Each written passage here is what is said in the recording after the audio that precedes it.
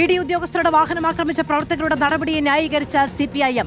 സ്വാഭാവിക പ്രതികരണം മാത്രമെന്ന് EP. Jayarajan. ED ആരും ആക്രമിച്ചിട്ടില്ല എന്ന് എം സ്വരാജും വാദിച്ചു.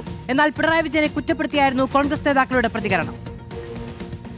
ഇഡി റെയ്ഡിൽ പിണറായി വിജയന് പ്രതിരോധ കോട്ട കെട്ടിയ പാർട്ടി ഉദ്യോഗസ്ഥർക്ക് പ്രവർത്തകരുടെ ഭാഗത്തുനിന്നുണ്ടായ അക്രമങ്ങളെയും തള്ളിപ്പറഞ്ഞില്ല.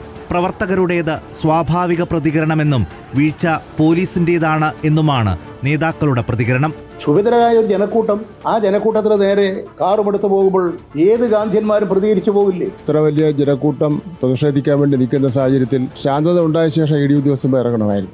ആക്രമണമെന്നാൽ ഇങ്ങനെയല്ല എന്നായിരുന്നു സംസ്ഥാന സെക്രട്ടേറിയറ്റ് അംഗം എം സ്വരാജിന്റെ വിശദീകരണം. അക്രമം ഇങ്ങനെയൊന്നുമല്ല എന്ന് നിങ്ങൾ മനസ്സിലാക്കിക്കൊള്ളണം.